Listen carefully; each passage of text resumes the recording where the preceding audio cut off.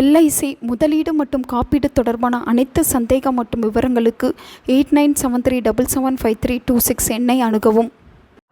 பொதுவாக போகி பண்டிகை என்றால் வீட்டில் உள்ள பழையவற்றை எல்லாம் எரிக்க வேண்டும் என்ற ஒரு கருத்து நிலவுகிறது. போகி என்றாலே பழையவற்றை போட்டு புதியவற்றை புகுத்தல் என்பதுதான் அர்த்தம். இதற்கு நம் மனதில் உள்ள தீய எண்ணங்கள், கெட்ட புத்திகள் அனைத்தையும் ஒதுக்கி நல்ல சிந்தனைகளை, நல்ல எண்ணங்களை புதுப்பிக்க வேண்டும் என்பது இதனுடைய பொருளாகும். இத்தகைய நல்ல நாளில் நம் குலதெய்வத்தை நினைத்து வழிபாடு தவறாமல் செய்ய வேண்டும்.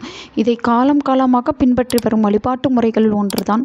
அந்த வகையில் இந்த போகி அன்று குலதெய்வத்தை இந்த முறையில் வழிபட்டால் போதும், குலதெய்வம் நம்முடன் வந்து நம்மை காக்கும் என்பது ஐதீகம். அந்த வழிபாட்டு முறை என்ன என்பதை பற்றி தான் இந்த வீடியோவில் நாம் பார்க்க போகிறோம். இந்த வழிபாடு செய்வதற்கான நேரத்தை குறித்து பார்க்கலாம். இந்த வழிபாட்டை போகியான 14/1/2026 பிரம்ம முகூர்த்த நேரத்தில் செய்யலாம். அப்படி இல்லை என்றால் காலை 6 மணியிலிருந்து 11:30 மணி வரை செய்யலாம். மாலை 4:30 மணியிலிருந்து இரவு 7:30 மணிக்குள் எப்போது வேண்டுமானாலும் இந்த வழிபாட்டை நீங்கள் தாராளமாக செய்யலாம். இந்த வழிபாட்டிற்கு நமக்கு தேவையானது ஒரு சொம்பு நிறைய சுத்தமான தண்ணீர், சிறிய அளவிலான குடம் இருந்தால் அதையும் வைத்து வழிபடலாம். இந்த தண்ணீரில் கொஞ்சமாக வேப்பிலை, துளசி இலை மற்றும் மஞ்சள் 3ஐயும் கலந்து வைத்து விடுங்கள். அதன் பிறகு மஞ்சள் குங்குமம் பொட்டு வைத்து சொம்பின் வாய்ப்பகுதியில் நல்ல வாசம் மிகுந்த மலர்களை மாலையாக கட்டி வைத்து கொள்ளுங்கள். இப்போது சொம்பில் உங்கள் குலதெய்வம் வந்து அமர்ந்து விட்டது என்று அர்த்தம். இதை உங்கள் பூஜை அறையில் வைத்து விடுங்கள். அதன் பிறகு குலதெய்வ வழிபாட்டை நீங்கள் எந்த விதமாக செய்வீர்களோ அதுபோல வெற்றிலை, பாக்கு, பூ, பழம், தேங்காய், குறிப்பாக இளநீர், பன்னீர் போன்றவற்றை வாங்கி வைத்து வழிபாடு செய்ய வேண்டும். இந்த வழிபாட்டிற்கு நெய்வேத்தியமாக வடை பாயாசத்துடன் நல்ல விருந்து சாப்பாடு தயார் செய்ய வேண்டும். இதில் முக்கியமாக துள்ளு மாவு தயார் செய்ய வேண்டும்.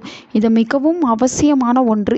இவையெல்லாம் செய்து நீங்கள் வீட்டு பூஜை அறையில் வைத்திருக்கும் கலசத்திற்கு முன்பாக வாழை இலை போட்டு நெய்வேத்தியத்தை வைத்து வழிபாடு செய்ய வேண்டும்.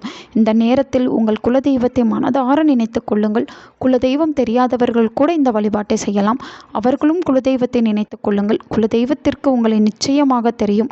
இத்துடன் இந்த பூஜை செய்யும் வேளையில் வீடு முழுக்க நல்ல சாம்பிராணி மனத்துடன் இருக்க வேண்டும். அதையும் பார்த்து கொள்ளுங்கள். குலதெய்வ மந்திரம் தெரிந்தவர்கள் மந்திரத்தை சொல்லலாம்.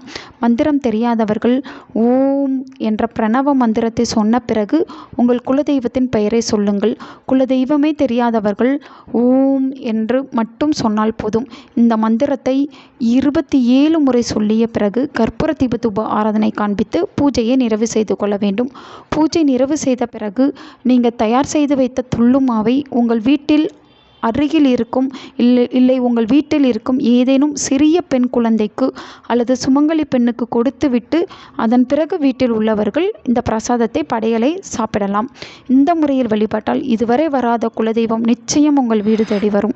குலதெய்வம் நம் வீட்டிற்குள் வந்துவிட்டால் அதைவிட பெரிய விஷயம் எதுவுமே கிடையாது. குலதெய்வத்தின் அருள் இருந்தால் நம்மால் அனைத்தையும் சாதித்து விட முடியும். எந்த துன்பமும் நம்மை அத்தனை சீக்கிரத்தில் நெருங்கிவிட முடியாது. அத்தகைய சக்தி வாய்ந்த தெய்வத்தை நினைத்து செய்ய இந்த பூஜையில் நம்பிக்கை இருக்கும் பட்சத்தில் நம்பிக்கையுடன் செய்து பலனடையுங்கள். நல்லதே நடக்கும். உங்கள் நண்பர்களுக்கும் உங்கள் உறவினர்களுக்கும் இந்த வீடியோவை ஷேர் பண்ணுங்க. அவங்களும் இதை பற்றி தெரிஞ்சுக்கிடட்டும். ஆன்மீகம் டிவி தமிழ் சேனலை சப்ஸ்கிரைப் பண்ணுங்க.